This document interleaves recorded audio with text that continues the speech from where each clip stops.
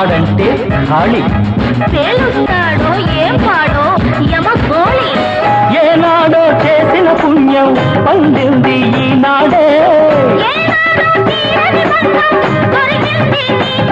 చాలించు love పెంచు దిమ్మ తిరిగే వేళలో శ్రీమత్ ప్రమాదరమణ గోవింద హరి ధమాలే ధమాలే ఇది ఇంతేలే చాలా మామూలే ప్రేమించు రుతులు మించు మతులు పోయే వేళలో ఝమాలే ఝమాలే కలిసొస్తాలే మనసిస్తాలే ఆడించు లయలు మించు యమున వచ్చే వేళలో.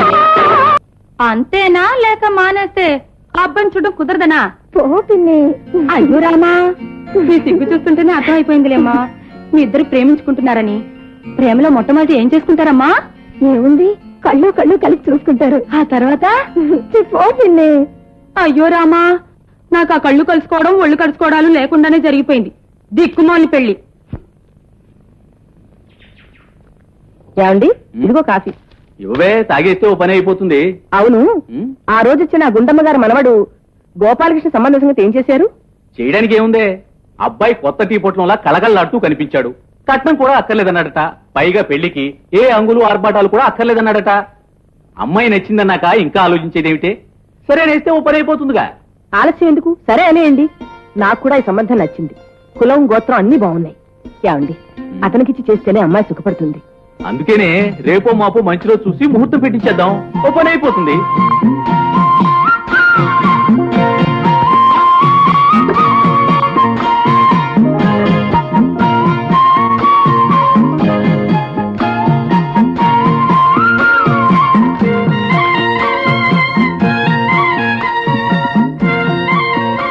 ఏమండి, అమ్మా నాన్న మీతో పెళ్లి కొప్పుకున్నారు. ఇక మీరే నా భర్త, నేనే మీ పాదదాసిని. అయితే అబ్బాయి గారు, ఇప్పుడు మీరు కట్టుకున్న కళత్రాన్ని వదిలేయడానికి తీసుకున్నారన్నమాట. అవునయ్యా, నీకేమైనా అభ్యంతరం? అభ్యంతరం ఏంటండి బాబు, పరమానందంగా ఉంటాను. మీకు మరో సంబంధం చూసి ఇంకోసారి కమిషన్ పుచ్చుకోవచ్చుగా నేను. మరో సంబంధం అని చెప్పి ఏదో ఒకటి కుదిరిస్తే లాభం లేదు. ఆ సిరిపురం సంబంధం చూడు. అదేనా ఆ లక్ష్మి గురించి చెప్పావే, ఆ పిల్లని సెటప్ చేయి. అయ్యా, మీకు ముందే సెలవిచ్చాను. ఆ సంబంధాన్ని గుండమ్మ గారు మనోడు గోపాలకృష్ణకి ఎప్పుడో ఓకే చేసేసాను. ఎప్పుడో సెటప్ చేసా. వాడు ఎంత ఇస్తారా? 1000 ఇస్తారు. అవునా? అది చెడగొట్టే అనుకో, నేను 2000 ఇస్తా. దాన్ని నాకు సెటప్ చేసి అనుకో, మరో 3000. అంటే మొత్తం 5000. ఏది ఇంకొకసారి రానండి. 5. అయ్యా, తక్షణం వెళ్ళి ఆ సంబంధాన్ని దివ్యంగా చెడగొట్టేసి మీకు ఓకే చేయించేస్తాను. మీరు ఆ మాట మీద నిలబడండి. కానీ అలాగే. మంతులు, అయ్యా, నువ్వు చెప్పేది నిజమేనా లేక చెప్పేస్తే ఓ పని అయిపోతుందని చెప్పేశావా? అక్కడే పొరపాటు పడుతున్నారు. చెప్పేస్తే ఓ పని అయిపోవడం ఏమిటండి? మళ్ళీ మీ అమ్మాయికి సంబంధం చూడవలసిన పని కూడా నా మీదే పడింది కదా. అది సరేనయ్యా, అబ్బాయి సంసారానికి పనికిరాడైన సంగతి నీకెప్పుడు తెలిసింది? అయ్యా, ఈ మధ్యలో డాక్టర్ గారికి పెళ్లి సంబంధం చూడవలసి వచ్చిందండి. ఆ డాక్టర్ గారు మగతనం లేని వాళ్ళకి వైద్యం చేయడంలో సుప్రసిద్ధుడు. అక్కడి మాటల్లో ఈ గోపాలకృష్ణ విషయం వచ్చింది.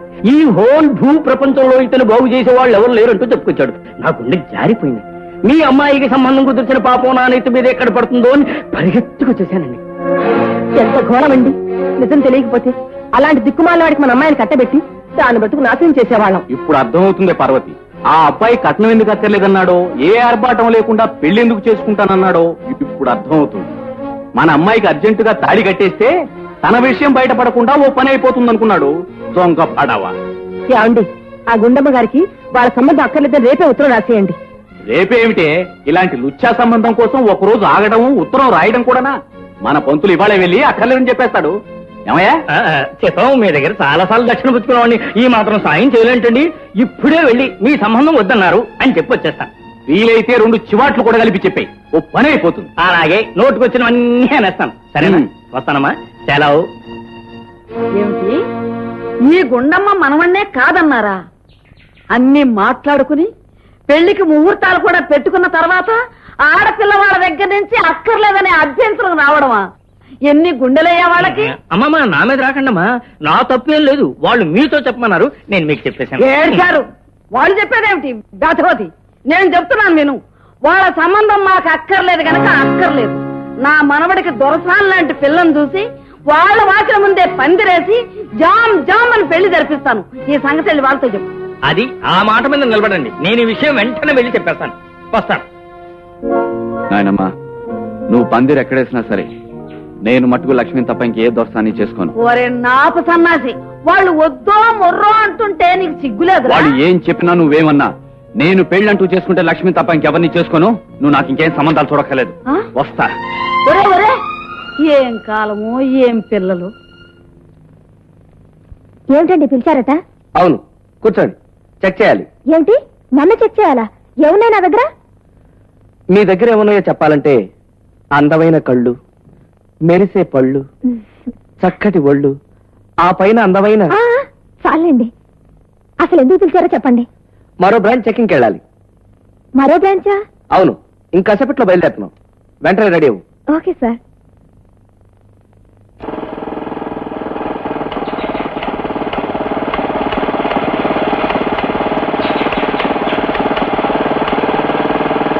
దిగండి. ఇదేంటండి ఇక్కడే తీసుకొచ్చారు? ఏదో బ్రాంచ్ చెక్ చేయాలన్నారుగా? అవును, అందుకే చెట్లున్న చోటు తీసుకొచ్చాను. ఇక్కడ ఒక బ్రాంచ్ ఎక్కరమా, చాలా బ్రాంచ్లు చూడొచ్చు. చాలా బ్రాంచ్లా? అవునండి, ఆ చెట్టుకు చూడండి 4 బ్రాంచ్లు ఉన్నాయి.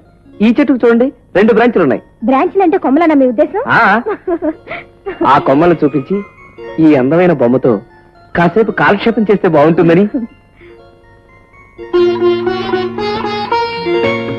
సరోజ, ఆకాశం సాక్షిగా, ఈ చెట్టు బ్రాంచీల సాక్షిగా, నువ్వు వేసుకున్న ఈ అందమైన డ్రెస్సు సాక్షిగా మన ఇద్దరం త్వరలో పెళ్లి చేసుకుందాం. అందుకు గుర్తుగా నీకు ఈ కానుకిస్తున్నాను. ఆహా, నువ్విలా సిగ్గుపడ్డం చూస్తుంటే రేపు మనకు పెళ్ళయ్యాక నన్ను ఆఫీసుకు పంపించేటప్పుడు నేను పెట్టే ముద్దుకు నువ్వు ఎలా సిగ్గుపడతావో అలా ఉంది. అదేదండి, మీరు ఆఫీస్కి వెళ్ళేటప్పుడు అంటున్నారు, మరి నేను ఆఫీస్కి వెళ్ళాలిగా? ఇంకా నయం, పెళ్ళయ్యాక కూడా ఆఫీసు ఫైల్స్ అకౌంట్సేనా? చక్కగా ఇంటి పట్టునుంటూ నాకు వంట చేసి పెడుతూ సాయంత్రం నేను వచ్చే టైంకి టిఫిన్ కాఫీ చేసి తల నిండా మల్లెపూలు పెట్టుకుని నా కోసం వీధి గుమ్మం దగ్గర ఇదిగో ఇలాగే ఎదురు చూస్తూ ఉంటే నేను వచ్చి చాలండి. నేను ఇంటి వంట మనిషిని అనుకుంటున్నారా, లేక ఇంటి కాపలా మనిషిని అనుకుంటారా? అలా అయితే నన్నెందుకు చేసుకోవడం? గుండెగలెత్తి పిండి వంటలు చేయటానికి, కర్ర పుచ్చుకొని ఇంటికి కాపలాగా ఉండటానికి వీలుగా కండబలం ఉన్న రౌడీ టైప్ ఆడదాన్ని చూసి చేసుకోండి, సరిపోతుంది.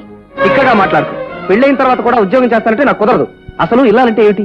ఇంటి పట్టు నుండే ఆలు అని. మీకు వీలైనట్టుగా వ్యవహారాలు చెప్తే నాకేం కుదరదు. ఇంటి పట్టిన బానిసగా పడుండడం కంటే పెళ్లి చేసుకోకపోవడమే మంచిది. ఈ ఉంగరం తీసుకెళ్లి మీ తాళరాత్ర పడుండేదానికే ఇవ్వండి. ఆ?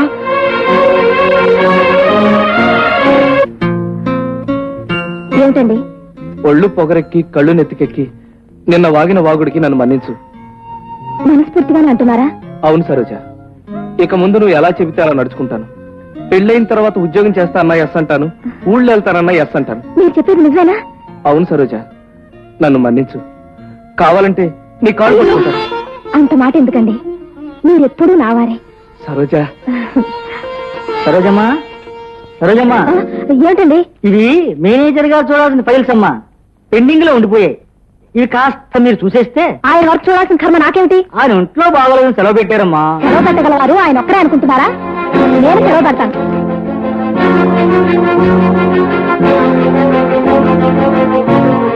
ఇదిగోండి.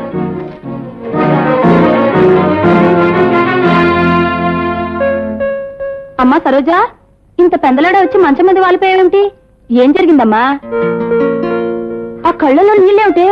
ఆ అబ్బాయికి నీకు ఏమైనా గొడవ వచ్చిందేమిటి? అతని విషయం నా దగ్గర ఎత్తొద్దు పిన్ని. అయ్యో రామా, నీ మాటను బట్టి అర్థమవుతోంది అతనితో ఏదో గొడవ వచ్చిందని. అమ్మాయి, మొన్న నేను చూసిన సినిమాలో ఏం జరిగిందో తెలుసా? హీరో హీరోయిన్ మధ్య మాట వచ్చి గొడవ వచ్చింది. ఒక రోజంతా అలాగే అలిగి ఎవరి దారిన వాళ్ళు ఉంటారు.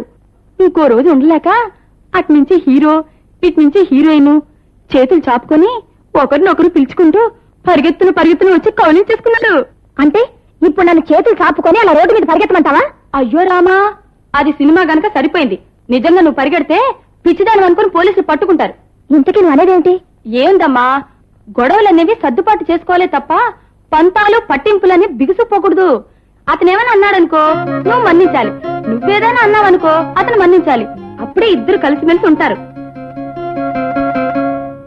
ఆడపిల్ల పచ్చిమిరపకాయ బజ్జీ లాంటిది, చూడ్డానికి అందంగానే ఉంటుంది, కానీ కొరికితే కారలా మంటెక్కిపోతుంది. ఎవరెవరెవరెవరే, నువ్వు ఆడపిల్లని పచ్చిమిరపకాయ బజ్జీతోనూ పకోడీ పొట్లంతోనూ పోలుస్తావేంట్రా బుద్ధి లేకుండా? ఆడపిల్ల అందమైన చందమామలాంటి ఆడపిల్ల చూపు వెన్నె